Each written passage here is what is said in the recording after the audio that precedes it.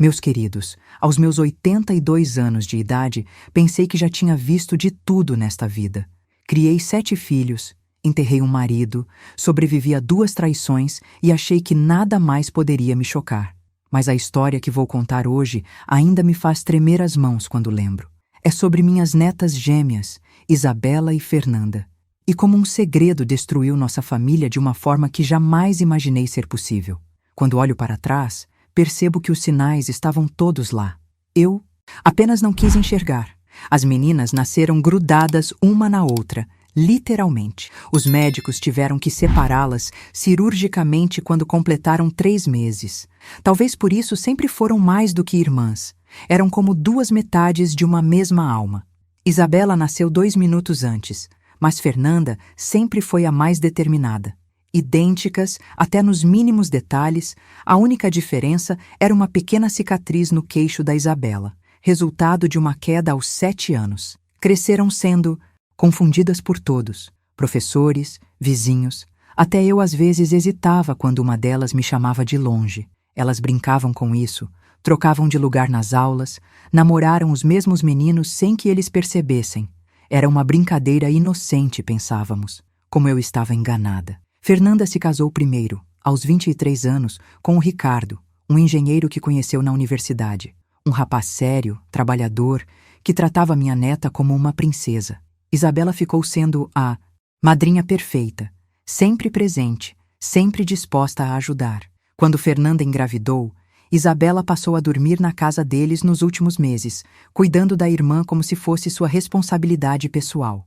O bebê nasceu morto, uma complicação no parto que os médicos não conseguiram explicar direito. Fernanda ficou em depressão profunda por quase 1 ano. Ricardo não sabia mais o que fazer, tentava de tudo para animá-la, mas ela apenas chorava e se recusava a sair do quarto. Foi quando Isabela se mudou definitivamente para a casa deles. "É temporário, vovó", ela me disse, até a Fernanda melhorar. Mas Fernanda não melhorou. Pelo contrário, foi ficando cada vez mais frágil, mais dependente da irmã. Isabela assumiu todas as responsabilidades da casa: cozinhar, limpar, fazer compras, até mesmo acompanhar Ricardo em eventos sociais quando Fernanda se recusava a sair. Eu achava estranho, mas Ricardo parecia grato pela ajuda. "Não sei o que faria sem a Isabela", ele me confessou uma vez. "Ela salvou nosso casamento." Que ironia amarga essas palavras se tornaram. A primeira vez que suspeitei de algo foi durante um almoço de domingo na minha casa. As 3 estavam na cozinha, ajudando com a sobremesa, quando ouvi Fernanda dizer algo que me gelou o sangue. Obrigada por cuidar tão bem do meu marido enquanto eu não conseguia. O tom não era de gratidão. Era de mágoa, de desconfiança. Isabela respondeu rápido demais. "Não seja boba. Eu só ajudei no que podia." Aquela noite, não consegui dormir. Alguma coisa no ar daquela casa estava errada. A forma como Ricardo olhava para Isabela quando Fernanda não estava vendo. A maneira como Isabela desviava o olhar sempre que eu a observava. E, principalmente, o jeito como Fernanda havia emagrecido, como seus olhos estavam sempre vermelhos, como ela se encolhia quando as pessoas perguntavam sobre sua recuperação. Semanas depois, Fernanda apareceu na minha porta no meio da madrugada, chorando. Tanto que mal conseguia falar. Estava de camisola e chinelos. Tinha vindo caminhando da casa dela até a minha, uma distância de quase 2 quilômetros. Quando finalmente conseguiu se acalmar o suficiente para formar frases completas, ela me contou o que havia descoberto. "Vovó, eu não sei mais quem eu sou." Ela soluçou nos meus braços. "Não sei se estou louca ou se realmente vi o que penso que vi." Ela tinha acordado durante a madrugada para ir ao banheiro e havia escutado ruídos vindos da sala. Pensando que podia ser um ladrão, desceu na ponta dos pés para verificar. O que encontrou foi Ricardo e Isabela entrelaçados no sofá da sala, completamente perdidos um no outro. "Eles nem me viram", ela sussurrou, a voz quebrada. "Estavam tão envolvidos." A Isabela gemia o nome dele, vovó. E ele dizia coisas para ela que nunca disse para mim. Fernanda havia ficado paralisada por alguns minutos, assistindo à cena que destroçava seu mundo. Depois, voltou para o Binstins, quarto em silêncio, e fingiu estar dormindo quando Ricardo subiu. Horas depois, senti meu coração se partir ali mesmo. Não só pela traição, mas pela complexidade doentia da situação. Como uma irmã faz isso com a outra? Como um homem confunde, ou pior, não confunde duas mulheres idênticas? Quantas vezes isso havia acontecido? Fernanda dormiu na minha casa naquela noite, e nas 3 noites seguintes. Não conseguia voltar para casa, não conseguia encarar Ricardo nem Isabela, mas também não conseguia se afastar completamente. E se eu estiver interpretando tudo errado? Ela perguntava. E se for só a minha cabeça confusa, criando coisas que não existem? Eu queria acreditar nisso também. Queria acreditar que minha neta estava apenas traumatizada pela perda do bebê e vendo coisas onde não havia. Mas conhecia Isabela desde que nasceu. Conhecia aquele brilho no olhar dela quando queria alguma coisa. E agora que Fernanda havia plantado a semente da suspeita, eu começava a me lembrar de dezenas de pequenos detalhes que havia ignorado. A forma como Isabela sempre sabia exatamente o que Ricardo gostava de comer. Como ela conhecia seus horários de trabalho melhor que a própria esposa. Como ela sempre tinha uma desculpa para estar na casa deles quando Ricardo chegava, mesmo que Fernanda estivesse dormindo.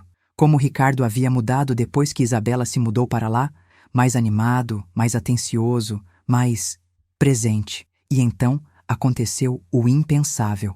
Fernanda decidiu confrontá-los. Isso foi há 15 anos, meus queridos, mas ainda lembro como se fosse ontem. Fernanda chegou em casa no meio da tarde de uma quinta-feira, quando sabia que normalmente estaria no médico. Encontrou a porta do quarto trancada e vozes baixas do outro lado. Não hesitou. Arrombou a porta com o ombro. O que ela viu naquele quarto foi o fim do mundo como conhecia. Ricardo e Isabela estavam na cama dela, na cama que ela dividia com o marido há 4 anos.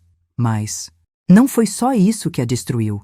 Foi a intimidade entre eles. A forma como se tocavam, como se olhavam, como pareciam conhecer cada curva do corpo do outro. Não era uma aventura, uma fraqueza momentânea. Era amor, era paixão, era tudo o que deveria ser dela. Isabela nem tentou se esconder, apenas se cobriu com o lençol e olhou para a irmã com uma expressão que misturava culpa e desafio. Ricardo ficou em pânico, gaguejando desculpas que não faziam sentido, mas Fernanda não disse uma palavra. Apenas os observou por alguns segundos eternos e depois saiu do quarto, saiu da casa, saiu das vidas deles. E foi aí que tudo começou a desmoronar de verdade. Sabia a verdade. A culpa estava estampada no rosto delas. Encontramos Fernanda no quarto de um hotel barato no centro da cidade, onde havia gastado todas as economias que tinha guardado em segredo. Estava deitada na cama há horas, olhando para o teto, como se tivesse perdido completamente a vontade de viver. Quando entrei naquele quarto pequeno e abafado, senti como se estivesse vendo um fantasma da minha neta. "Eu não existo mais, vovó", foram as primeiras palavras que ela disse. Durante todos esses meses, quando eu achava que estava sendo cuidada, na verdade estava sendo substituída. Isabela não estava me ajudando a me recuperar. Ela estava tomando o meu lugar. E então, Fernanda me contou detalhes que me fizeram questionar tudo o que eu pensava saber sobre pessoas em quem confiava cegamente. Isabela havia assumido gradualmente todos os papéis de esposa que Fernanda não conseguia mais exercer por causa da depressão. Cozinhava as refeições favoritas de Ricardo, escolhia suas roupas, até mesmo respondia suas mensagens de trabalho quando ele estava ocupado. E Ricardo havia deixado isso acontecer sem questionar. "Sabe o que é pior?", Fernanda continuou, a voz saindo como um sussurro áspero. "Não foi só uma vez. Não foi um momento de fraqueza. Eles estavam tendo um relacionamento paralelo há quase 1 ano. Na minha cama, na minha casa, com o meu marido, e eu dormindo no quarto de hóspedes porque dizia que tinha pesadelos. Comecei a juntar as peças do quebra-cabeça macabro que havia se desenrolado bem debaixo do meu nariz. As noites em que Isabela dizia que ia ficar até mais tarde cuidando de Fernanda, mas Ricardo chegava em casa sorrindo de um jeito diferente. As manhãs em que Fernanda descia para o café da manhã e encontrava a mesa posta com flores que ela não se lembrava de ter comprado. Os momentos em que Ricardo parecia conhecer detalhes sobre os gostos de Fernanda que ela mesma havia esquecido. Porque não eram os gostos dela, eram os da Isabela. Eles usaram a minha doença como desculpa para viverem um casamento que deveria ser meu, Fernanda chorou. E o pior é que parte de mim se sente culpada, como se eu tivesse forçado isso a acontecer por ter ficado doente. Levei Fernanda para casa e fiz ela tomar um banho quente enquanto eu preparava um chá calmante. Quando ela saiu do banheiro, parecia uma versão fantasmagórica de si mesma. Havia perdido tanto peso que as roupas pareciam 2 vezes maiores que seu corpo. Mas tinha uma determinação nos olhos que não via há mais de 1 ano.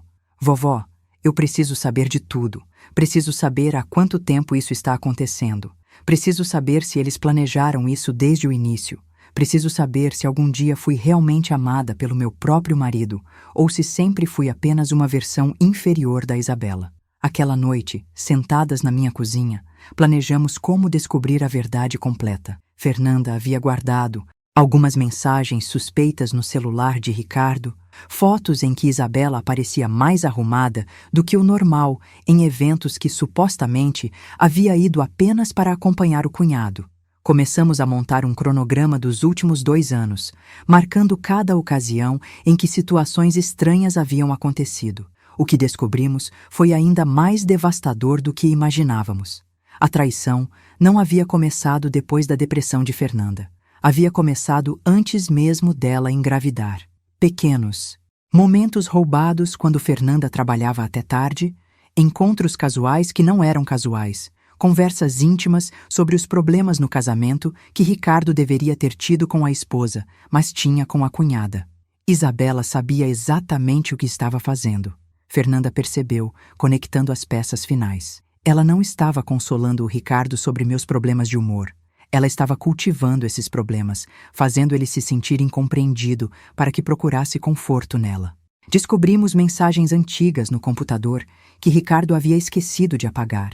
Conversas em que Isabela sugeria que Fernanda estava sendo dramática demais, que precisava de espaço, que talvez fosse melhor Ricardo não forçar certas situações românticas. Ela havia plantado sementes de dúvida sobre a estabilidade mental de Fernanda muito antes da tragédia do parto. Minha própria irmã me sabotou, Fernanda sussurrou, segurando as impressões das conversas com mãos trêmulas. Ela fez com que meu marido perdesse a paciência comigo antes mesmo de eu dar a ela um motivo real. E então descobrimos o detalhe mais perturbador de todos. Isabela havia convencido Ricardo a não contar para ninguém sobre os problemas no casamento, porque isso machucaria Fernanda. Ela havia criado um ambiente de segredos onde era a única confidente dele, a única pessoa que realmente entendia o que ele estava passando. Havia se tornado indispensável emocionalmente antes de se tornar indispensável fisicamente. Na manhã seguinte, Fernanda tomou a decisão que mudaria nossas vidas para sempre. Ela ia confrontar Isabela sozinha, sem avisar Ricardo, sem me avisar. Queria ouvir da boca da própria irmã como e por que tudo havia acontecido. Encontrou Isabela na nossa antiga casa da família, onde havíamos crescido juntas por tantos anos. Isabela estava arrumando flores no jardim, um hábito que havia desenvolvido desde criança quando ficava nervosa. Ao ver Fernanda se aproximando, ela deixou cair o regador e ficou pálida como papel. Nanda, ela começou, usando o apelido carinhoso da infância. Você precisa me deixar explicar. Explicar o quê, Isa? Fernanda respondeu com uma calma assustadora. Explicar como você planejou roubar minha vida. Explicar como você usou minha doença como oportunidade. Ou explicar como você conseguiu fazer tudo isso olhando no meu rosto todos os dias sem sentir nem um pingo de remorso. E foi aí que Isabela disse algo que nunca vou conseguir perdoar. Algo que mostrou o quanto nossa família havia se perdido no meio de tanta mentira e manipulação. Eu não roubei nada que já não fosse meu por direito, Isabela respondeu, e pela primeira vez em anos mostrou sua verdadeira face. Nós somos idênticas, Fernanda. Somos a mesma pessoa em corpos diferentes. Ricardo se apaixonou por mim tanto quanto por você, só que você estava doente demais para perceber que não merecia mais o amor dele. Fernanda ficou em silêncio por alguns segundos, processando a frieza daquelas palavras. Depois, fez algo que ninguém esperava. Ela riu, um riso amargo, desesperado, mas que carregava uma força que eu não via nela há anos. Sabe de uma coisa, Isabela? Você pode ficar com ele, pode ficar com a casa, pode ficar com a vida que construí, mas eu vou me certificar de que todo mundo saiba exatamente quem você realmente é. E então Fernanda se virou e foi embora, deixando Isabela sozinha no jardim com suas flores murchas e suas justificativas vazias. Quando Fernanda chegou na minha casa naquela tarde, tinha um plano. E esse plano ia abalar nossa família até os alicerces. Para eles, o que é ter a vida destruída de verdade. Fernanda conhecia Isabela melhor que ninguém. Sabia exatamente onde doía mais. E o ponto fraco da Isabela sempre foi a opinião da família, o que os outros pensavam dela. Ela havia construído uma imagem de menina perfeita, a irmã dedicada, que sacrificou a própria vida para cuidar da irmã doente. Fernanda ia destruir essa imagem na frente de todo mundo. O plano dela era diabólico na sua simplicidade. A família toda se reuniria no domingo seguinte para comemorar o aniversário do meu falecido marido, uma tradição que mantínhamos há 15 anos. Toda a família estaria lá. Tios, primos, cunhados, amigos próximos. Era o evento perfeito para o que Fernanda tinha em mente. Mas ela não contou comigo. Não ia deixar minha neta fazer algo que ela se arrependeria pelo resto da vida, mesmo que a raiva dela fosse justificada. Tentei dissuadi-la. Expliquei que a exposição pública só traria mais sofrimento para ela mesma, que havia formas melhores de lidar com a situação. Vovó, eles contaram com o meu silêncio para fazerem o que fizeram. Ela me respondeu com uma determinação que eu não reconhecia. Contaram que eu ia ficar quieta, que ia aceitar ser humilhada em segredo. Mas eu não vou. Não mais. No sábado, véspera da reunião familiar, aconteceu algo que nenhuma de nós esperava. Ricardo apareceu na minha porta, completamente desesperado. Estava sujo, com roupas amarrotadas, barba por fazer. Parecia não ter dormido há dias. Dona Carmen, ele disse, e a voz saía trêmula. A senhora precisa me ajudar. A Fernanda, ela desapareceu de novo. E dessa vez ela deixou uma carta. A carta dizia simplesmente: domingo, todos vão saber a verdade. Preparem-se.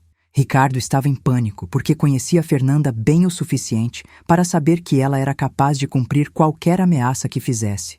Ela vai destruir todo mundo. Ele chorou na minha sala.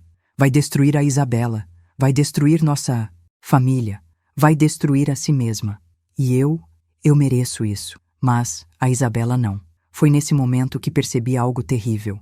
Ricardo realmente amava a Isabela. Não era apenas atração. Não era apenas uma aventura que tinha fugido do controle. Ele havia se apaixonado pela cunhada de uma forma que provavelmente nem ele mesmo entendia completamente. Quando começou? Perguntei, porque precisava saber toda a verdade antes de decidir como agir. Ricardo ficou em silêncio por alguns minutos, passando as mãos pelo rosto como se quisesse apagar as memórias. Depois, começou a falar com a voz de quem estava confessando um crime. Foi gradual. Depois que perdemos o bebê, a Fernanda ficou diferente. Não era só a depressão.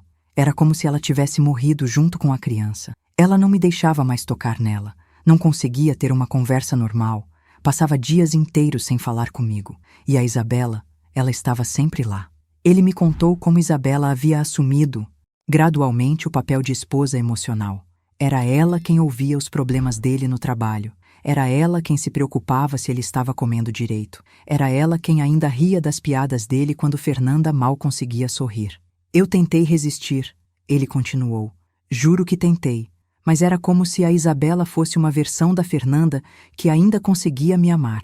E eu estava tão sozinho no meu próprio casamento. A primeira vez que algo físico havia acontecido foi numa noite em que Fernanda tinha tido uma crise de ansiedade particularmente forte. Ricardo havia saído para tomar ar na varanda e encontrou Isabela chorando na cozinha.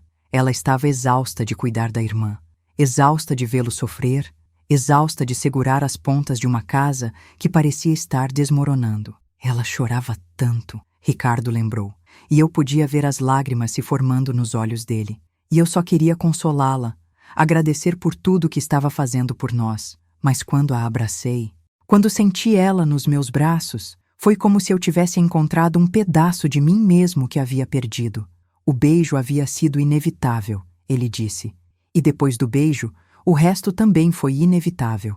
Eles tentaram parar. Prometeram um para o outro que não aconteceria de novo, mas a atração era mais forte que a culpa. principalmente porque Fernanda parecia cada vez mais distante, cada vez mais perdida em seu próprio mundo de dor. A Isabela me fazia lembrar de quem eu era antes de tudo desmoronar, Ricardo confessou. Com ela, eu conseguia sorrir de novo, conseguia sentir que ainda tinha algum valor como homem, como pessoa. Mas o que mais me chocou foi o que ele disse em seguida. Dona Carmen, eu sei que o que fizemos foi terrível. Sei que traímos a Fernanda da pior forma possível. Mas eu amo a Isabela.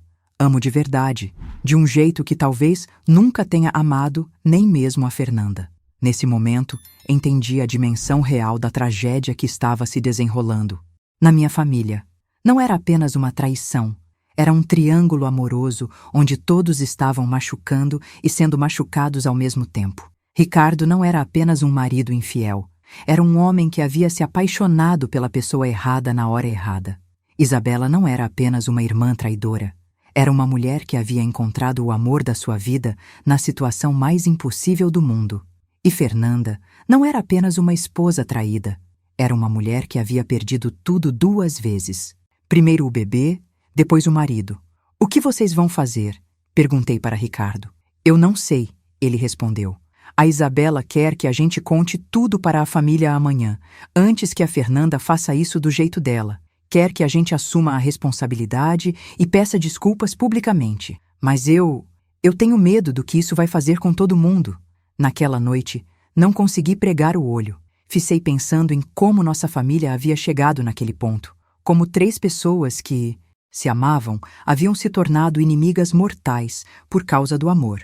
E, principalmente, ficava pensando em como eu, como matriarca da família, deveria agir naquela situação. No domingo de manhã, ainda não havia decidido o que fazer, mas o destino decidiu por mim. Fernanda apareceu na minha porta às 6 da manhã, carregando uma maleta grande e com uma expressão no rosto que eu nunca havia visto antes. Não era raiva, não era tristeza. Era uma frieza absoluta, como se ela tivesse se desconectado completamente de qualquer emoção. Vovó, ela disse entrando sem esperar convite. Eu vim me despedir.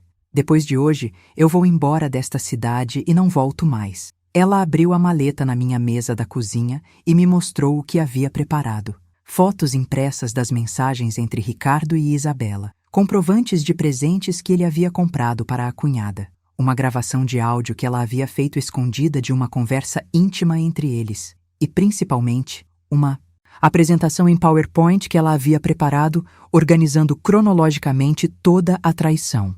Vou mostrar isso para todo mundo na hora do almoço, ela anunciou. E depois vou embora para São Paulo.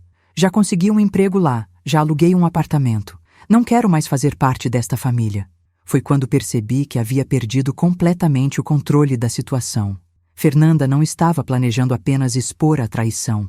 Estava planejando destruir a família inteira e depois desaparecer das nossas vidas para sempre.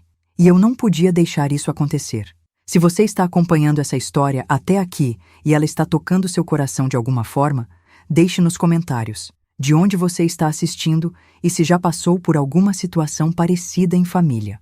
Quero saber também que tipo de histórias vocês mais gostam de ouvir aqui no canal. Sua participação é o que me dá forças para continuar compartilhando essas histórias que marcaram minha vida. E se você ainda não se inscreveu no canal, aproveite agora.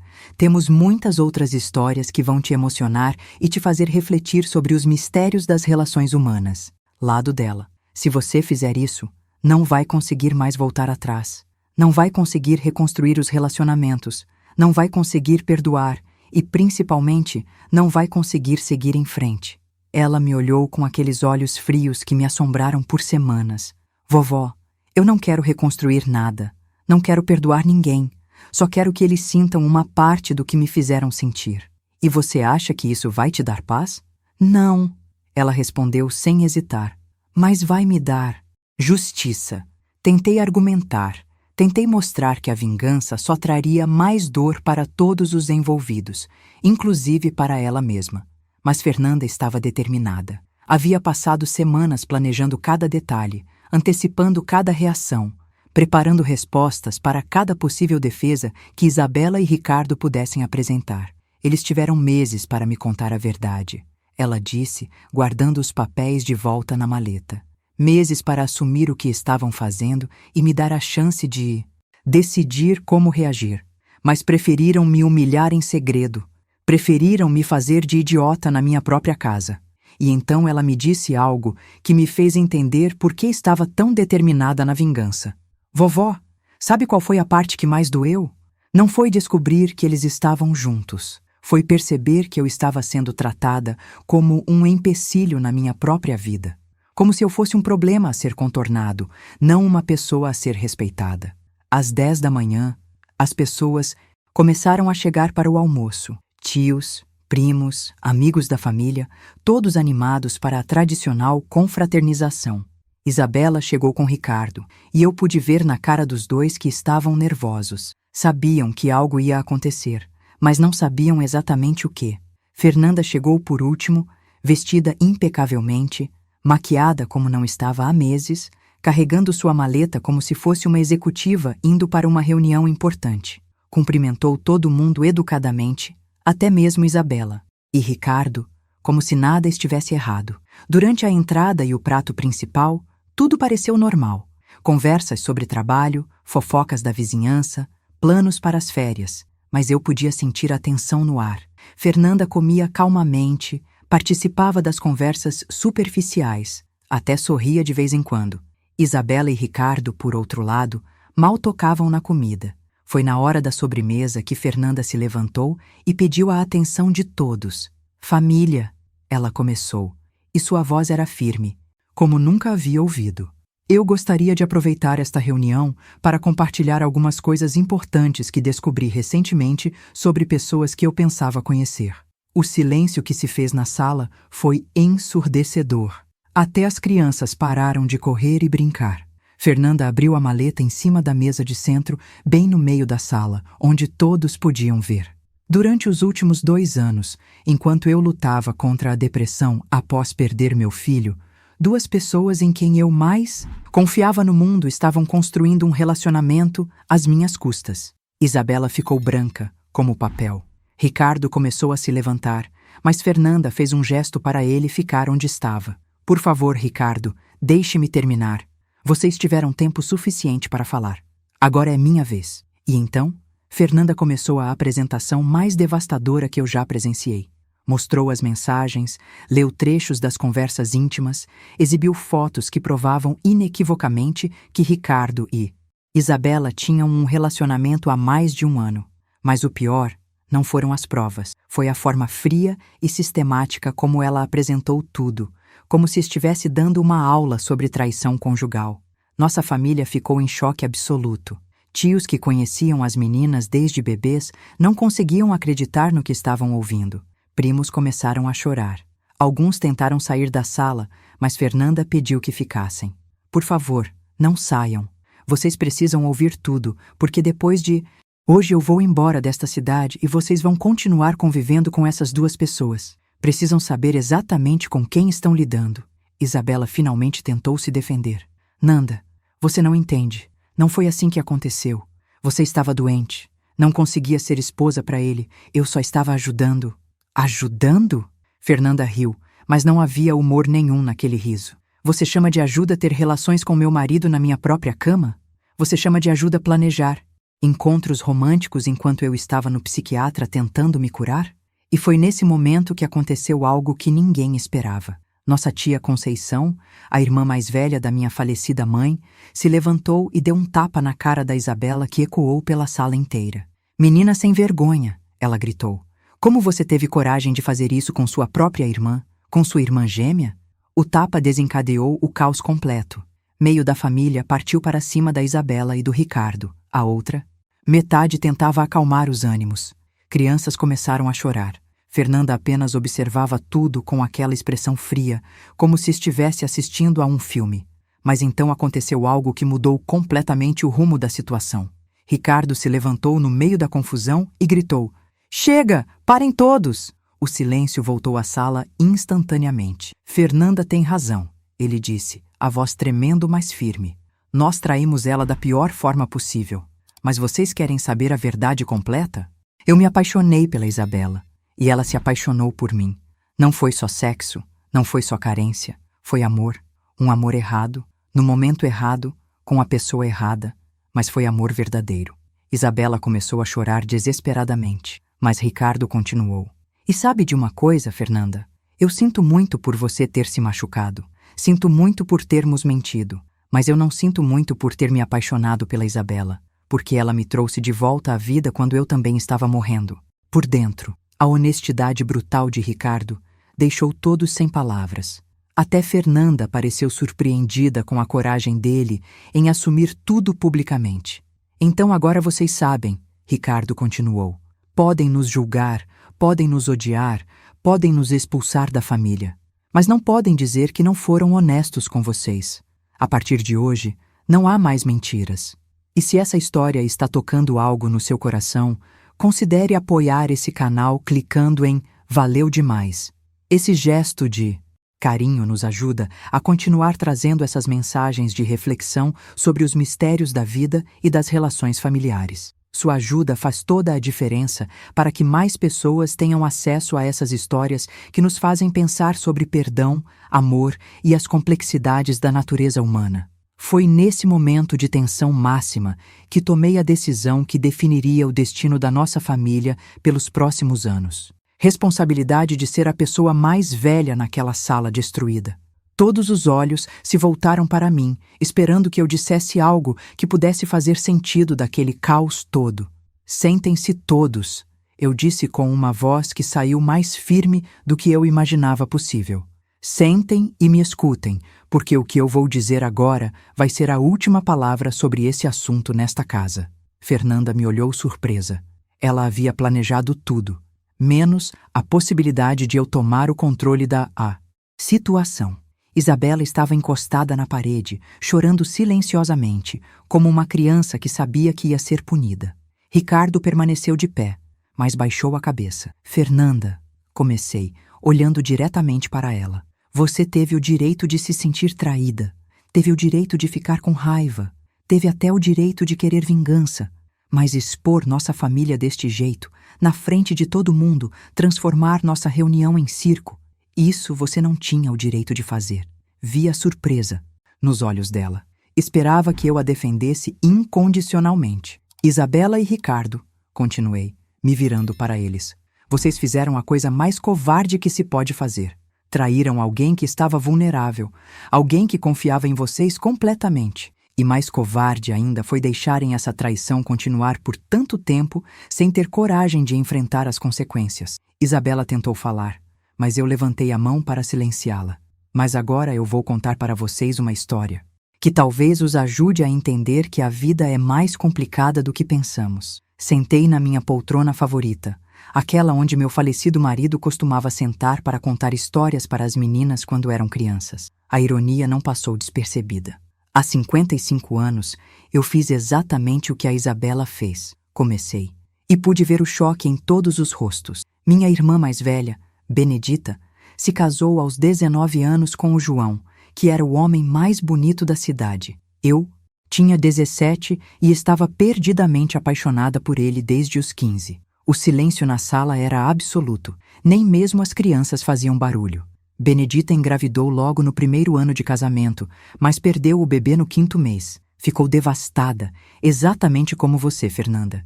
E eu, como irmã mais nova, fui ajudar a cuidar dela. João estava desesperado, vendo a esposa definhar, e eu estava ali, disponível, apaixonada, oferecendo o consolo que ele precisava.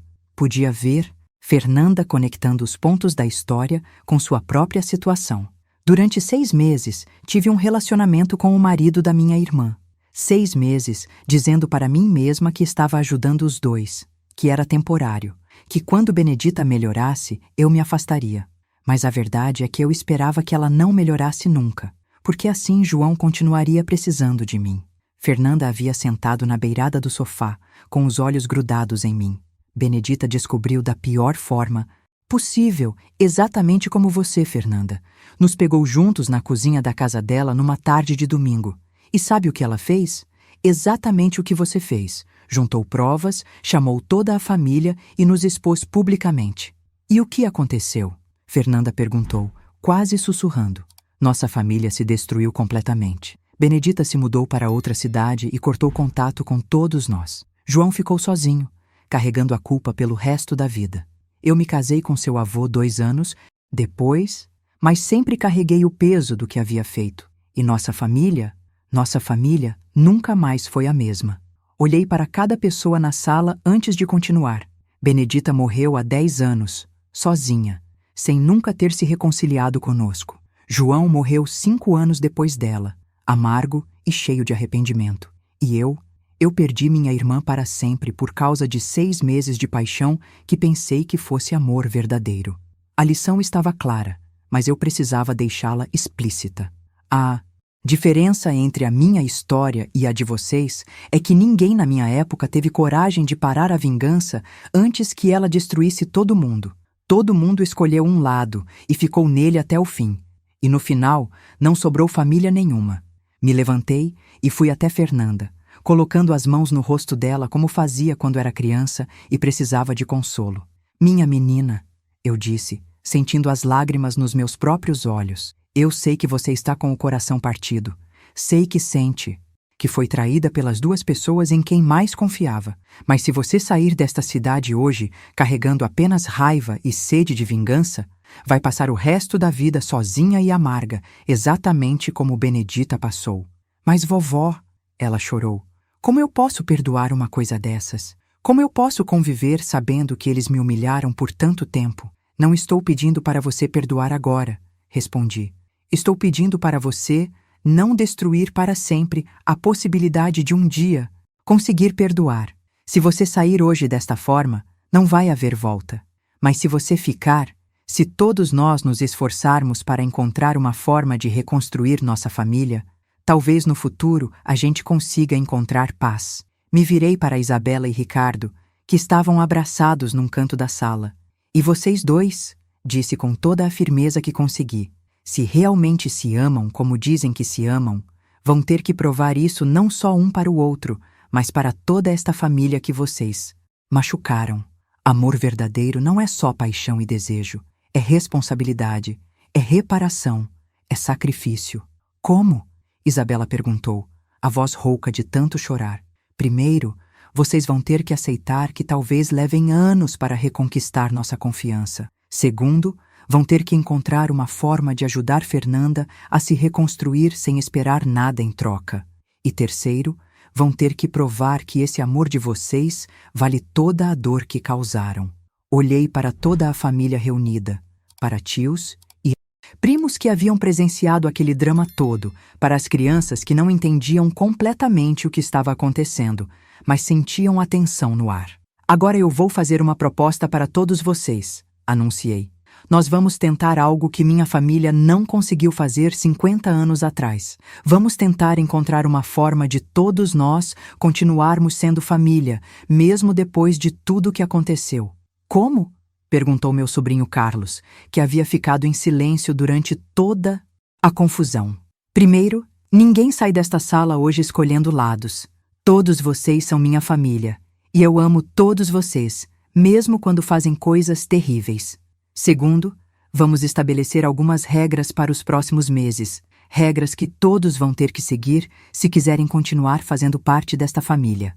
E então, estabeleci as regras que mudariam nossa dinâmica familiar pelos próximos anos. Isabela e Ricardo, vocês não vão morar mais na mesma cidade que Fernanda pelos próximos 6 meses. Vão se mudar, vão começar uma vida nova em outro lugar, e só voltarão quando Fernanda estiver pronta para vê-los. Isabela abriu a boca para protestar, mas eu continuei. Fernanda, você não vai embora para São Paulo sozinha. Vai vir morar comigo pelos próximos meses, vai fazer terapia, vai se reconstruir como pessoa antes de tomar qualquer decisão definitiva sobre seu futuro. Vovó, eu não quero... E toda a família, continuei, interrompendo o protesto dela, vai se reunir aqui todos os domingos, como sempre fizemos, para tentarmos encontrar uma forma de curar as feridas que se abriram hoje. O silêncio que se seguiu foi diferente dos anteriores. Não era de choque ou tensão, mas de contemplação. Foi minha tia Conceição quem falou primeiro. Carmen, você acha mesmo que isso pode dar certo? Não sei, respondi honestamente. Mas sei que se não tentarmos, com certeza não vai dar certo. E eu não vou passar meus últimos anos vendo esta família se destruir como a minha se destruiu. E foi assim que começamos o processo mais difícil e mais importante da nossa vida familiar. Tentativa de reconstruir o que havia sido quebrado, sem ignorar a dor, sem minimizar as traições, mas também sem deixar que o ódio definisse nosso futuro. Claro que não foi fácil. Na verdade, foi muito mais complicado do que eu imaginava. Andando pelos cômodos, acordava de madrugada gritando, tinha ataques de pânico quando via alguma coisa que lembrava Ricardo ou Isabela, e passou semanas sem conseguir comer direito. Eu, aos 82 anos, me vi cuidando de uma neta adulta como se fosse uma criança traumatizada. Isabela e Ricardo se mudaram para Belo Horizonte, onde Ricardo conseguiu um emprego numa empresa de engenharia. Isabela me ligava todos os dias chorando, pedindo notícias da irmã, querendo saber se Fernanda estava bem, se estava se alimentando, se falava sobre eles. Eu sempre respondia a mesma coisa. Ela está viva, e por enquanto é isso que importa. O primeiro domingo após a revelação foi devastador. Metade da família não apareceu, alegando que precisavam de tempo para processar tudo. Os que apareceram ficaram andando na ponta dos pés, como se qualquer palavra errada fosse explodir uma bomba. Fernanda desceu para almoçar, mas não disse uma palavra durante toda a refeição. Não. Sei se isso foi uma boa ideia, vovó. Meu sobrinho Carlos me disse enquanto ajudava a lavar a louça. Talvez fosse melhor deixar todo mundo seguir seu próprio caminho. Carlos, respondi, esfregando um prato com mais força do que necessário. Família não é só para os momentos felizes. É principalmente para os momentos como esse. Mas confesso que havia noites em que eu mesma duvidava da minha decisão. Fernanda chorava até adormecer, e eu ficava acordada, me perguntando se não estava apenas prolongando o sofrimento de todo mundo. A primeira mudança aconteceu no 3º mês. Fernanda começou a fazer terapia com uma psicóloga que eu havia encontrado, especializada em traumas familiares. No início, ela ia aos arrastões, reclamando que não adiantava nada ficar pagando para chorar na frente de uma estranha. Mas aos poucos, começou a voltar das sessões mais calma, menos amarga. Sabe o que a doutora me disse hoje? Ela perguntou numa tarde de quinta-feira, sentada comigo na varanda tomando chá. Ela disse que eu estava sofrendo não só pela traição, mas pelo fato de ter perdido minha identidade como esposa, como irmã, como pessoa. E o que você acha disso? Acho que ela tem razão. Eu não sei mais quem eu sou sem o Ricardo e sem a Isabela. Passei tanto tempo definindo minha vida pelos relacionamentos que tinha com eles, que agora não sei existir sozinha. Foi o início de uma conversa que durou até altas horas da madrugada. A primeira conversa, real que tivemos desde que tudo havia desmoronado.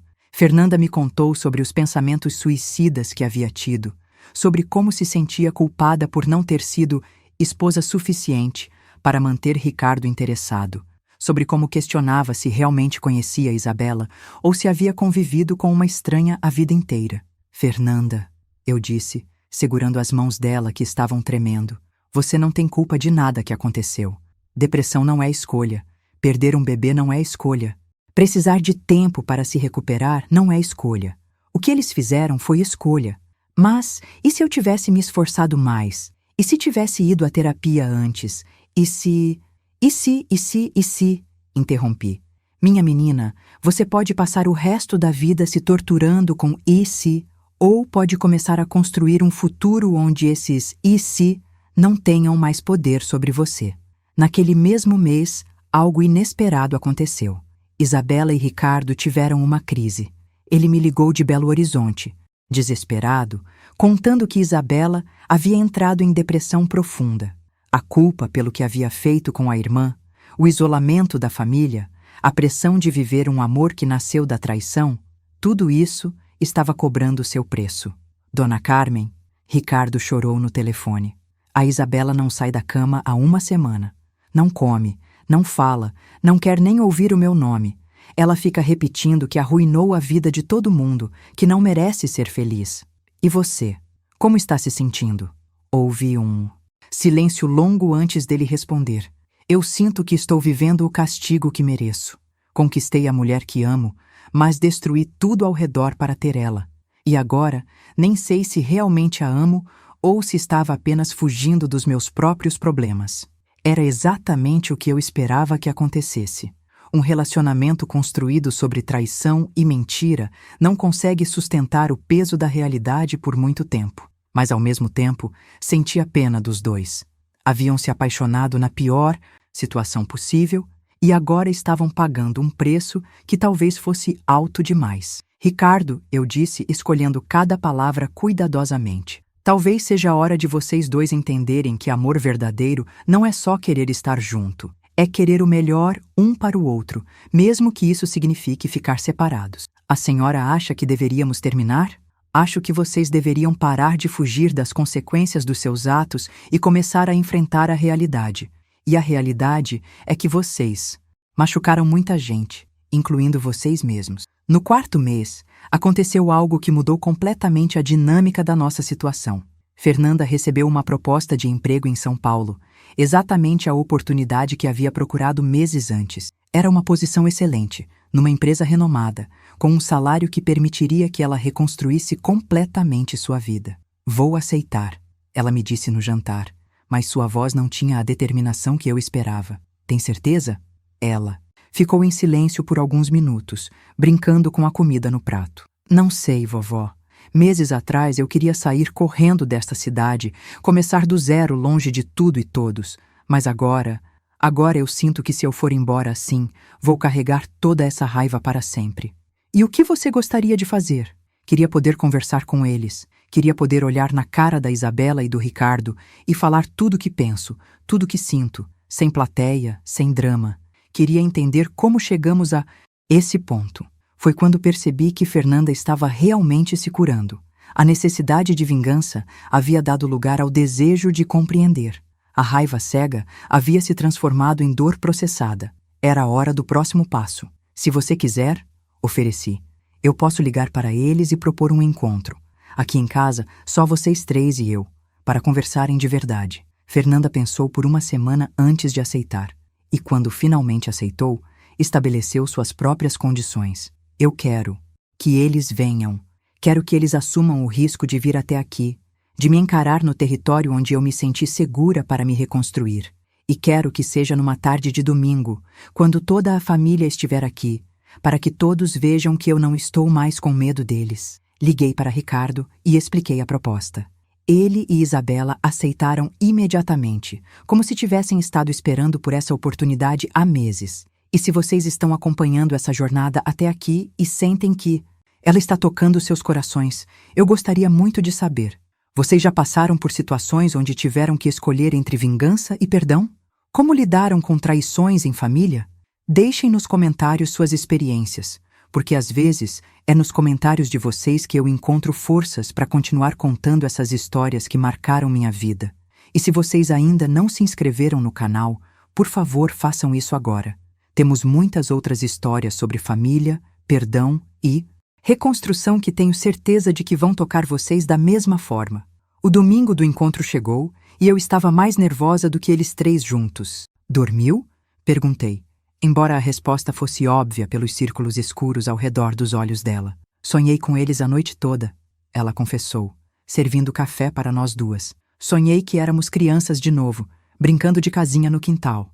Isabela sempre insistia em ser a mãe, e eu sempre aceitava ser a filha.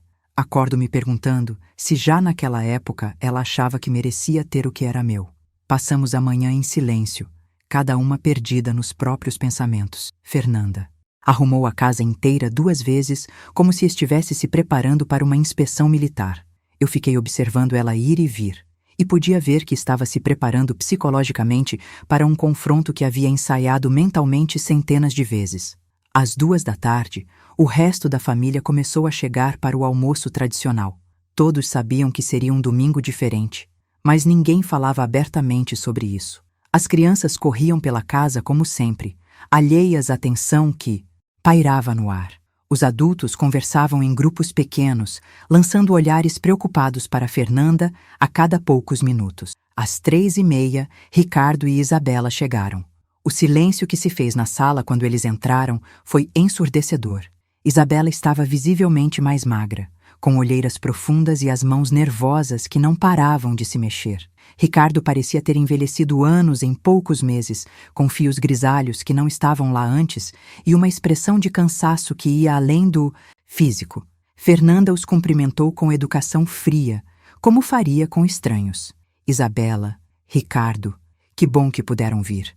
A formalidade daquele cumprimento doeu em todos nós. Essas eram pessoas que haviam crescido juntas, que haviam compartilhado segredos de infância, que um dia se amaram incondicionalmente. Fernanda, Isabela começou, a voz saindo como um sussurro.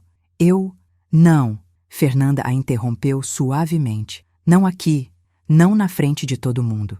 Depois do almoço, nós três, vamos conversar sozinhas no jardim. O almoço foi uma tortura para todos os presentes. As conversas forçadas, o barulho dos talheres no prato, o desconforto palpável de uma família tentando fingir normalidade numa situação absolutamente anormal. As crianças sentiram a tensão e ficaram inquietas. Alguns adultos nem conseguiram comer direito. Depois da sobremesa, quando todos estavam se preparando para ir embora, Fernanda se levantou. Vovó, Isabela, Ricardo, vamos para o jardim. O resto da família pode ficar à vontade na sala. Ninguém foi embora. Todos ficaram na sala, fingindo conversar, mas claramente esperando pelo resultado daquela conversa que definiria nosso futuro familiar. No jardim, sentamos nas 4 cadeiras que eu havia colocado estrategicamente ao redor da mesa redonda, onde meu marido costumava jogar cartas com os amigos. A escolha do local não foi casual. Era onde nossa família tinha resolvido conflitos por décadas. Fernanda respirou fundo antes de começar. Eu pedi para conversarmos porque preciso de respostas. Não para decidir se vou perdoar vocês ou não, mas para conseguir seguir em frente com minha vida. Isabela e Ricardo se entreolharam, mas não disseram nada. Primeira pergunta. Fernanda continuou, com uma calma que me surpreendeu. Por quanto tempo vocês acham que me traíram? Não só fisicamente, mas emocionalmente? Ricardo foi o primeiro a responder. Emocionalmente, desde que você perdeu o bebê. Não de propósito, no início, mas eu comecei a depender da Isabela de formas que deveria depender de você. E fisicamente? 11 meses, Isabela respondeu, a voz quase inaudível. A primeira vez foi numa noite que você teve uma crise de ansiedade forte e tomou calmante. Eu fiquei para te cuidar e o Ricardo, nós acabamos nos beijando na cozinha. Vocês se arrependeram? Na hora sim, Ricardo admitiu. Passamos semanas evitando ficar sozinhos, fazendo promessas de que não ia acontecer. De novo, mas vocês continuaram. Segundos antes de fazer a próxima pergunta. Isabela, você planejou isso? Desde o início, quando se ofereceu para me ajudar, você já tinha a intenção de ficar com meu marido? Não. Isabela respondeu com veemência. Juro pela memória da nossa mãe que não. Eu realmente só queria te ajudar. Queria que você melhorasse. Queria que vocês fossem felizes de novo. Mas?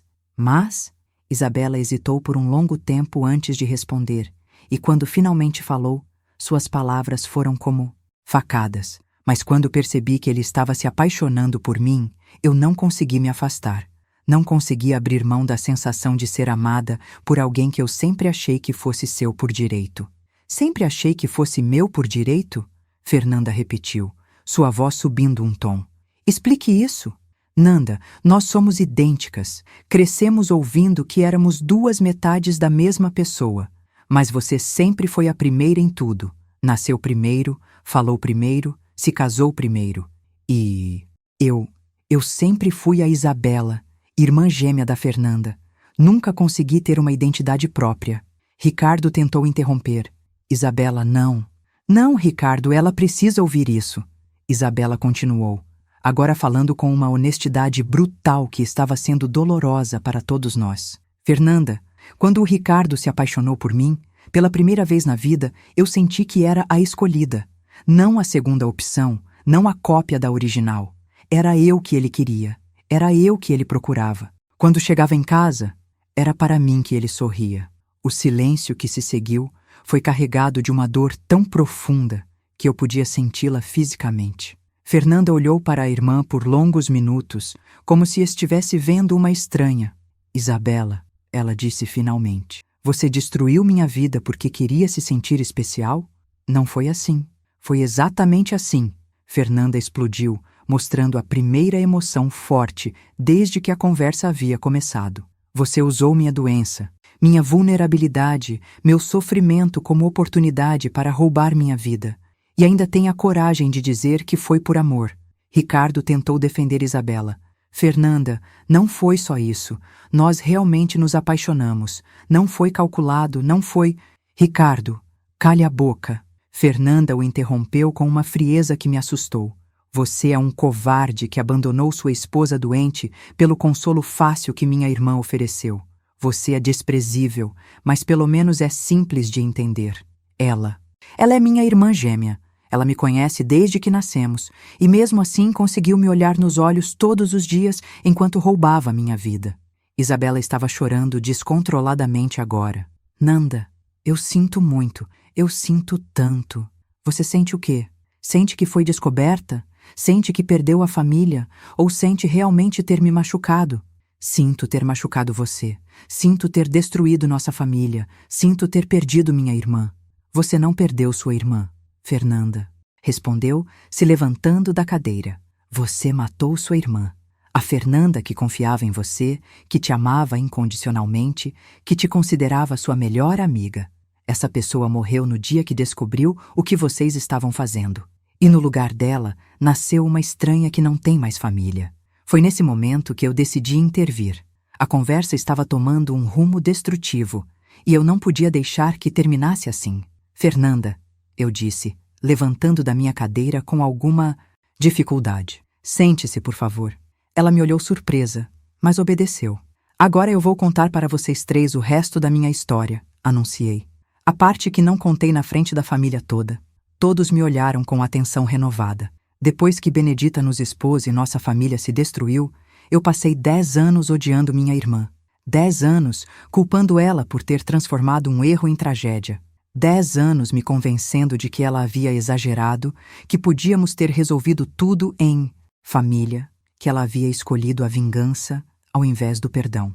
Parei para respirar antes de continuar com a parte mais difícil. Mas sabe quando eu percebi que estava errada? Quando minha primeira filha nasceu.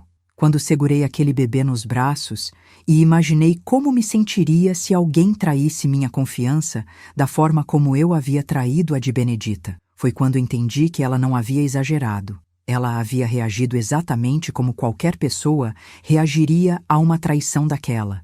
Magnitude. Fernanda me olhava com atenção total. E então eu comecei a tentar encontrar minha irmã. Descobri onde ela morava. Escrevi cartas pedindo perdão. Tentei visitá-la várias vezes. Sabe qual foi a resposta dela? Silêncio absoluto. Por 40 anos, silêncio absoluto. Ela nunca te perdoou? Fernanda perguntou. Não sei, porque ela morreu sem nunca ter me dado a chance de descobrir. E sabe de uma coisa? Ela teve o direito de fazer essa escolha. Teve o direito de decidir que o que eu havia feito era imperdoável. Mas também perdeu a chance de descobrir se o perdão poderia ter curado a dor dela. Olhei diretamente para Fernanda. Minha neta, você tem todo o direito de fazer a mesma escolha que Benedita fez. Tem o direito de cortar contato com Isabela e Ricardo para sempre, de reconstruir sua vida longe deles, de carregar essa raiva até o fim dos seus dias. Mas antes de fazer essa escolha, eu quero que você pense numa coisa. Você quer passar os próximos 40 anos da sua vida definida pela dor que eles causaram? Vovó, não é tão simples assim. Não é simples mesmo, concordei. Perdoar não é simples, esquecer é impossível. E confiar de novo pode nunca acontecer. Mas existe uma diferença entre perdoar para seguir em frente e carregar o ódio como escudo. Me virei para Isabela e Ricardo. E vocês dois precisam entender uma coisa. Se Fernanda decidir dar uma chance para reconstruirmos nossa família, vocês vão ter que trabalhar pelo resto das suas vidas para merecer essa chance. Não estou falando de alguns meses de comportamento exemplar. Estou falando de décadas provando que vocês realmente mudaram, que aprenderam, que se tornaram pessoas melhores. O silêncio que se fez foi diferente dos anteriores.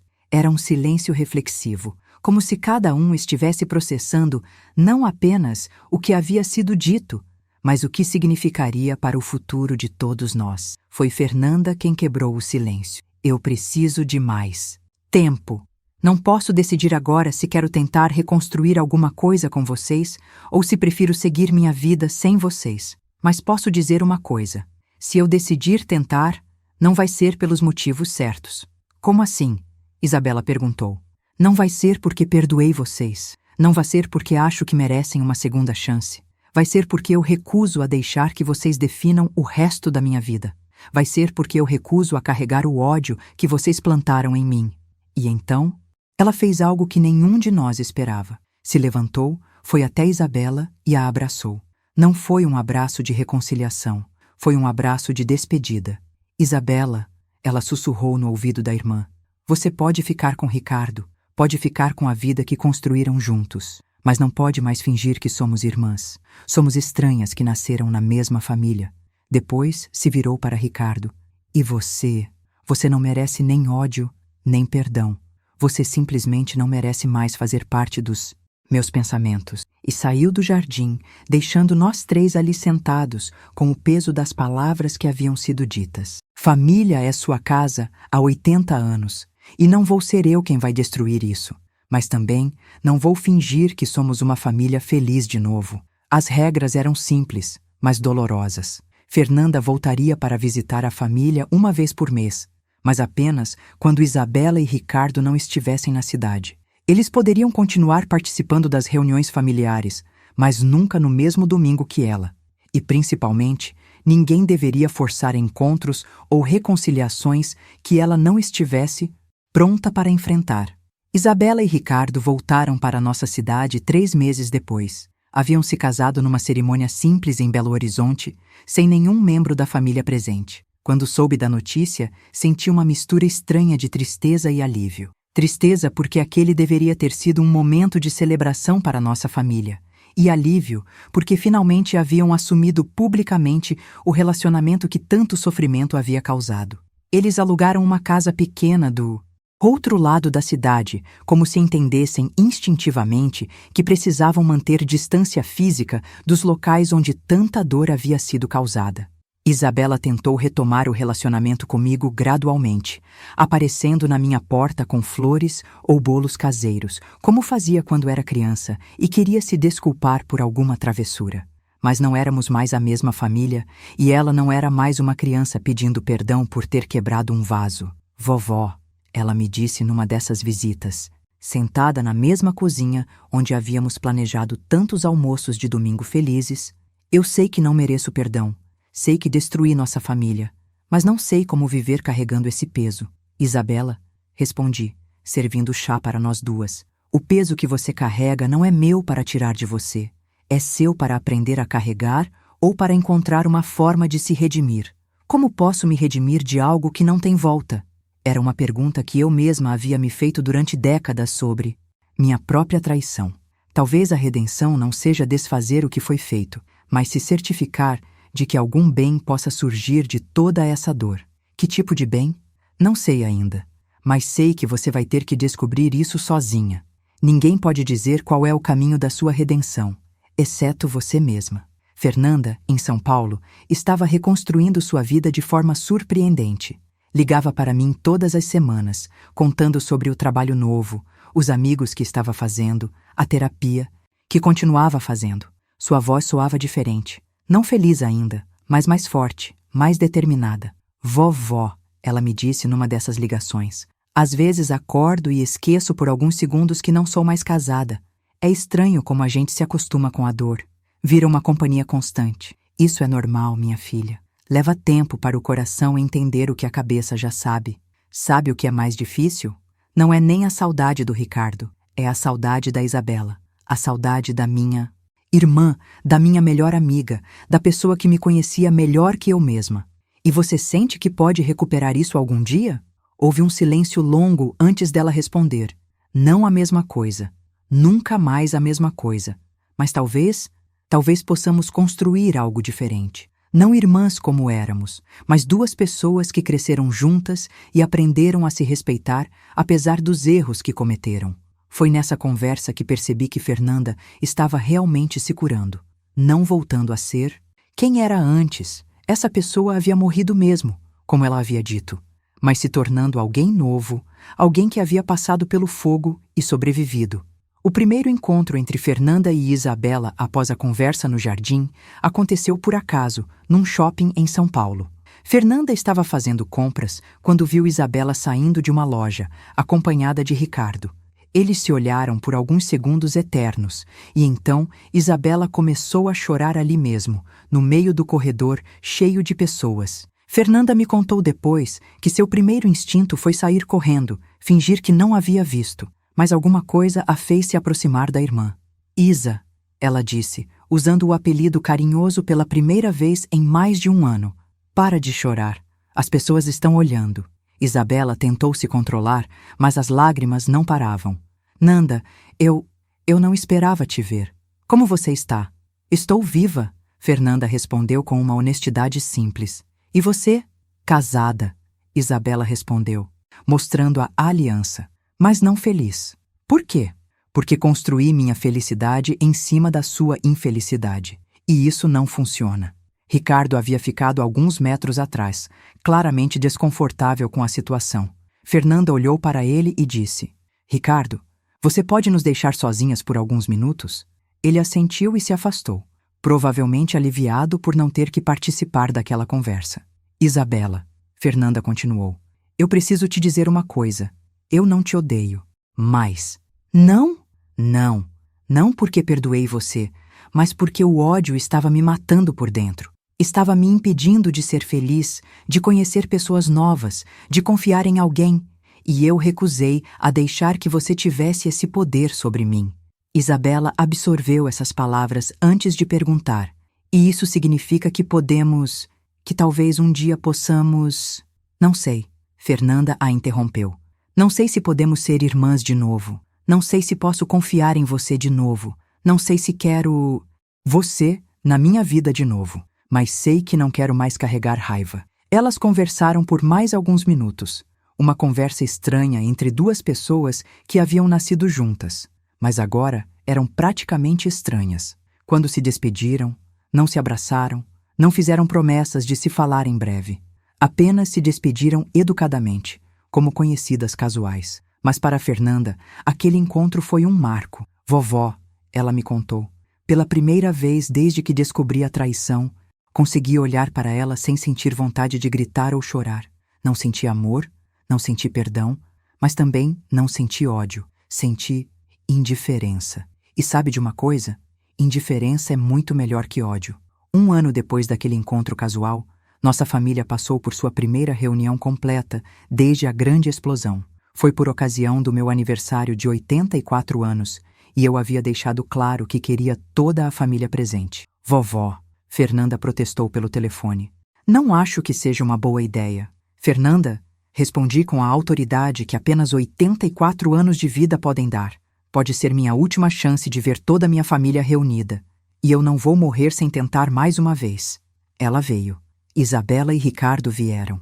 Toda a família veio. E pela primeira vez em 2 anos, estávamos todos no mesmo ambiente. A tensão inicial era palpável. Fernanda cumprimentou Isabela e Ricardo educadamente, mas manteve distância. Eles fizeram o mesmo. Mas, conforme o dia foi passando, conforme as crianças correram pela casa, conforme as conversas fluíram sobre assuntos cotidianos, alguma coisa no ar começou a mudar. Não foi reconciliação, não foi perdão, não foi esquecimento.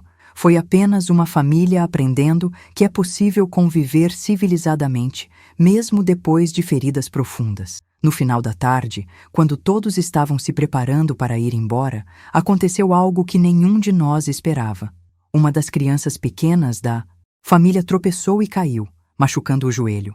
Instintivamente, sem pensar, Fernanda e Isabela correram ao mesmo tempo para socorrer a criança. Por alguns segundos, trabalharam juntas para limpar o ferimento e acalmar o choro, como haviam feito centenas de vezes quando eram mais novas. Foi apenas um momento, alguns minutos cuidando juntas de uma ferida que não tinha nada a ver com elas. Mas naqueles minutos, vi um lampejo do que elas haviam sido um dia, e talvez do que poderiam se tornar no futuro. Quando a criança parou de chorar e voltou a brincar, Fernanda e Isabela se olharam por alguns segundos. Não disseram nada, mas alguma coisa passou entre elas. Não era amor, não era perdão, mas talvez fosse o início de uma possibilidade. Hoje, 3 anos depois daquele aniversário, nossa família encontrou seu novo equilíbrio. Fernanda mora em São Paulo e é feliz lá. Namora um advogado que ela conheceu no trabalho e que a trata como uma princesa. Isabela e Ricardo ainda moram aqui na cidade e, aos poucos, conseguiram construir um casamento sólido sobre as cinzas do que destruíram. Fernanda e Isabela se falam pelo telefone de vez em quando, conversas educadas sobre coisas superficiais. Não são mais irmãs como eram antes, mas também não são mais inimigas. São duas mulheres que compartilham uma história complicada e estão aprendendo a coexistir com dignidade. E eu aprendi que família não é apenas sangue. É escolha. É decisão diária de continuar, amando mesmo quando é difícil, de perdoar mesmo quando dói, de reconstruir mesmo quando parece impossível. Aprendi também que, às vezes, o maior ato de amor que podemos fazer é permitir que as pessoas sigam seus próprios caminhos de cura, mesmo quando esses caminhos nos levam para longe uns dos outros. Meus queridos, se essa história tocou vocês de alguma forma, se vocês reconheceram algo das suas próprias famílias nas nossas dores e reconstruções, eu quero que saibam que não estão sozinhos. Toda família tem seus segredos, suas traições, suas possibilidades de redenção. E se vocês chegaram até o final dessa história, se me acompanharam nessa jornada através dos anos mais difíceis da nossa família, isso significa que vocês entendem que o amor verdadeiro não é perfeito. É complicado, é doloroso, às vezes é impossível, mas também é a única coisa que vale a pena carregar quando tudo o mais desmorona. Por favor, se inscrevam no canal, deixem seus comentários contando suas próprias histórias de família, de perdão, de reconstrução. Quero saber o que vocês aprenderam com essa história, como ela tocou os corações de vocês. E, principalmente, quero que vocês saibam que não importa o que tenham passado, não importa que erros tenham cometido ou que dores tenham sofrido, sempre há a possibilidade de recomeçar. A vida é longa demais para carregar ódio e curta demais para desperdiçar amor.